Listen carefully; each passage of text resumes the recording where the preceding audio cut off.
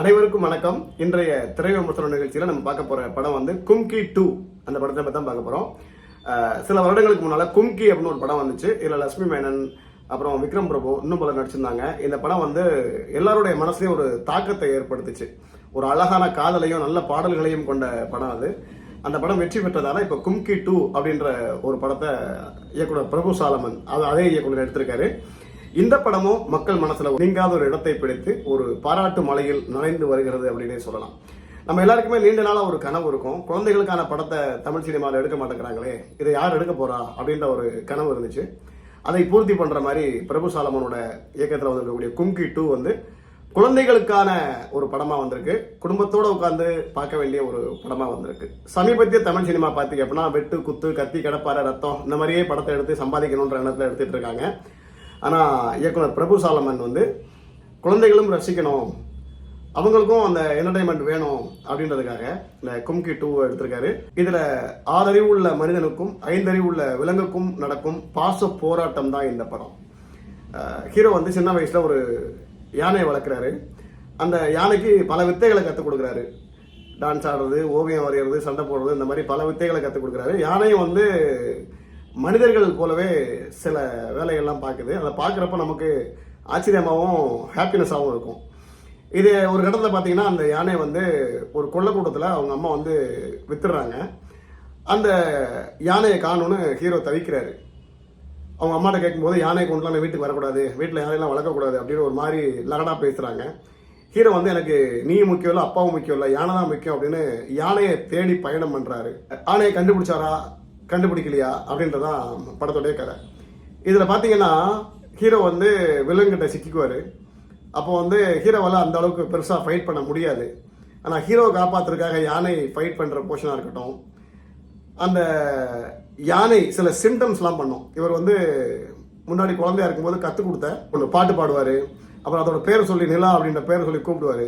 கூப்பிடும்போது யானை திரும்பிட்டு கண்ணை சிமிட்டுறதா இருக்கட்டும், சைகை காட்டுறதா இருக்கட்டும், ஹீரோ வந்து அது மேலே ஏறி உட்கார்றதுக்கு அதுக்கு அந்த வழி விட்டு கொடுக்கறது, காலை கரெக்டாக வைக்கிறது, வில்லன்கள் வந்து ஹீரோவை தாக்க வரும்போது தன்னோட தும்பிக்கையால் ஹீரோவை பிடிச்சிக்கிட்டு வில்லன்களை காலால் எட்டி உதைக்கிறது அப்படின்னு பல வேலைகளை யானை வந்து பண்ணியிருக்கு. இன்னைக்கு மனுஷங்கிட்டே வேலை வாங்க முடியல. சாதாரணமாக ஒருத்தன் இந்த சீன் நடுறா அப்படின்னு சொன்னால் ஏனோ தானோ நடிச்சுக்கிட்டு இருப்பான். ஆனால் யானைகிட்ட எப்படி இவ்வளோ அழகாக பிரபு சாலமன் வந்து வேலை வாங்கினாரு அப்படின்றதான் தெரியல. ரொம்ப அழகாக வேலை வாங்கியிருந்தாரு. யானை ரொம்ப அழகாக பண்ணியிருந்துச்சு. அதே மாதிரி கடைசி கிளைமேக்ஸ் சீன்லாம் பார்த்தீங்கன்னா ஹீரோ அடிச்சு போட்டுருவாங்க. ரொம்ப இக்கட்டான சூழ்நிலை. யானை வந்து பலி கொடுக்குற ஒரு கண்டிஷனில் இருக்கும்.